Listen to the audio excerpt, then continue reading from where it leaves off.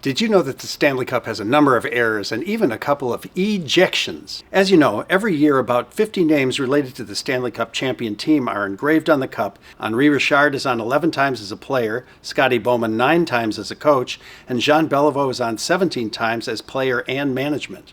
There are 20 women, and there is one dog, the 1912 Quebec Bulldogs mascot, Bow Wow. According to the Hall of Fame, there have only been 4 official engravers in the entire history of the cup. Since 1988, it's been Louise Saint-Jacques. The methodology remains essentially the same since the beginning. Each letter is pounded into the silver by hand. But, as with anything else, there have been some errors over the years. Let's start with misspellings. First, Pete Pelangio of the 1938 Hawks. He's misspelled as Pelagio. We then saw Pat McReevy, Gay Stewart, and Teeter Kennedy. The Wings then went on a run with Glenn Hall, Tommy Ivan, Alex Del Vecchio, Tony Leswick in consecutive years, sorry Tony, and Glenn Scove. Bob Gainey finally snapped the streak. Those names hammered into the silver are there for all time. Then this all ended in 1996. Adam Deadmarsh had his name misspelled Deadmarch. He persevered, and however they did it, they corrected his name. Since then, corrections include Manny Legacy, Eric Stahl, Tomas Holmstrom, Christopher Stieg, and Justin Williams. Even the teams aren't immune. Just ask the Leafs, Bruins, and Islanders.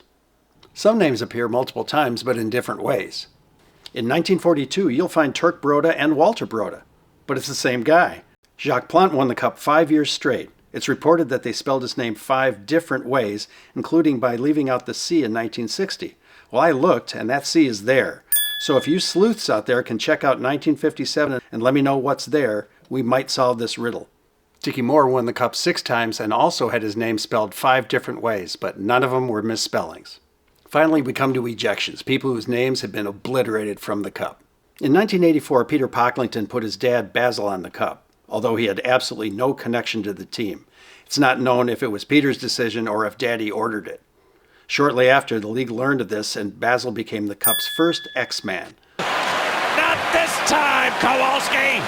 Finally, a fellow named Brad Aldrich was the video coach of the 2010 Blackhawks. It turns out he was a sexual abuser, not only within the team, but even at his old high school, which earned him some jail time. Just a bad guy. In 2021, the Hawks formally requested his name be removed. The X's came on. Good riddance. But let's end on a fun note. In 1945, Frank Selke, yes, as in Selke Trophy, had his name added to the cup as Leafs assistant manager. However, the NHL had an unfortunate abbreviation for his position. So Frank, for all time, you're the ass man.